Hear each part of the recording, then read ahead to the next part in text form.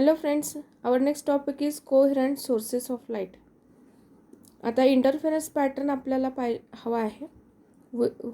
For getting the interference pattern त्याच्यासाठी आपल्याला we require coherent sources. So let us study what is meant by the coherent sources of the light.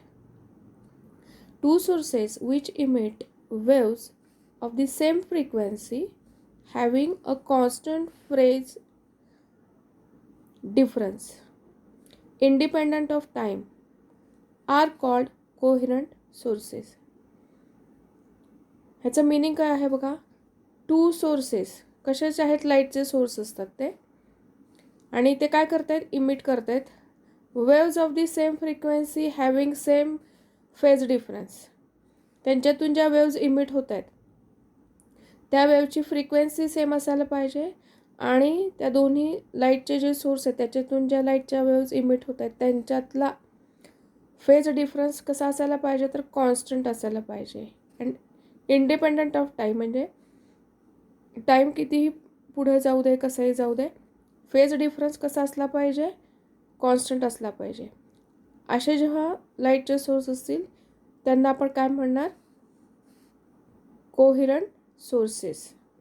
So I will repeat the two sources which emit waves of the same frequency having constant phase difference independent of time are called as a coherent sources. At any given point in this space, at every instant of time, there are the light waves from the multiple sources overlapping one another.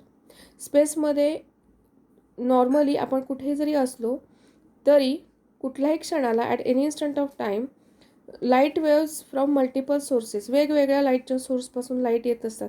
वेगवेगळे bulb असतात, वेगवेगळ्या काही लाईटचे source असतात, तिथून multiple light सोर्सेसकडून लाईटच्या waves येतात, त्या एकमेकांना ओव्हरलॅप करतात. So there must be interfering, they must be interfering. त्या ज्या वेव्ज आहेत त्या काय करतात, इंटरफेअर करतात each other. And we should be able to see the interference all around at all the time.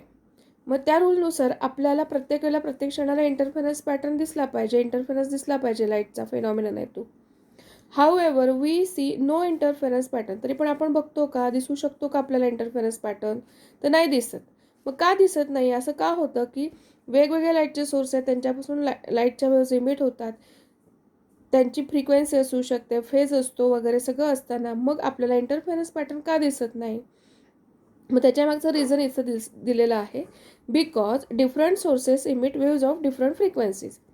हे जे लाईटचे सोर्स आहेत वेगवेगळे आहेत, त्यांच्या ज्या फ्रिक्वेन्सीज आहेत त्या वेगवेगळ्या म्हणजे डिफरंट आहेत. And even if they emit waves of the same frequency they are not in phase. जरी समजा त्यांची फ्रिक्वेन्सी सेम जरी असली तरी त्या सोर्सेसपासून ज्या लाईटच्या वेव्ज इमिट होतात त्या लाईटच्या वेव्ज त्या इन फेजमध्ये नसतात. दस the interference pattern changes every instant of time. त्यामुळे त्याचा परिणाम म्हणून काय होत आहे की इंटरफेरन्स पॅटर्न आहे तो प्रत्येक क्षणाला एव्हरी इन्स्टंट ऑफ टाईमला चेंज होतो. And no pattern is sustain over a significant length. त्यामुळं कुठलाही इंटरफेरन्स पॅटर्न आहे तो सिग्निफिकंट लेंथ म्हणजे आपल्याला नोटीस होईल एवढ्या काळापुरता सस्टेन होत नाही, म्हणजे राहतच नाही तो, की जेणेकरून आपण तो time for the us to see, म्हणजे आपण तो पाहू शकू.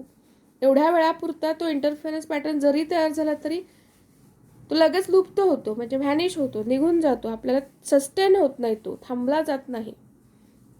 कारण कळालंय का बघा.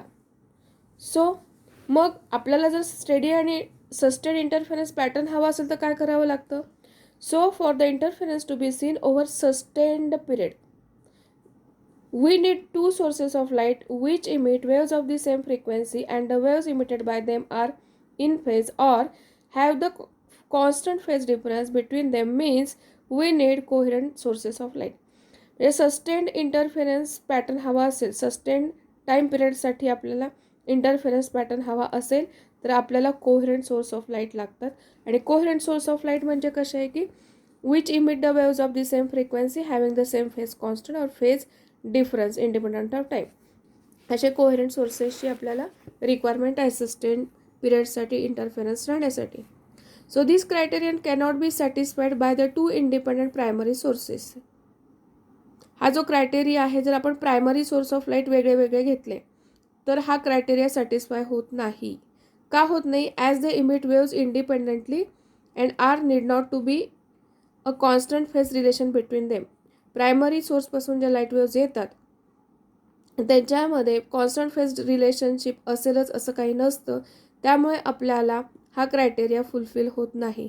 मग काय करावं लागेल? Thus to obtain the sustain interference pattern, sustained interference pattern आपल्याला जर का मिळवायचं असेल तर one usually obtains two secondary source from the same primary source. म्हणजे एकाच प्रायमरी सोर्सपासून दोन सेकंडरी सोर्सेस आपण मिळवायचे. As done in Young's double slit experiment below. तो यंग्स डबल स्लिट एक्सपेरिमेंट आहे, तो इथे एक्सप्लेन केलेला आहे. That will be explain in the next video. So for the getting sustained interference pattern we need two coherent sources.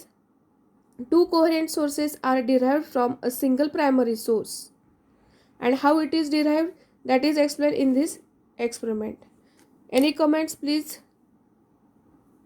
share.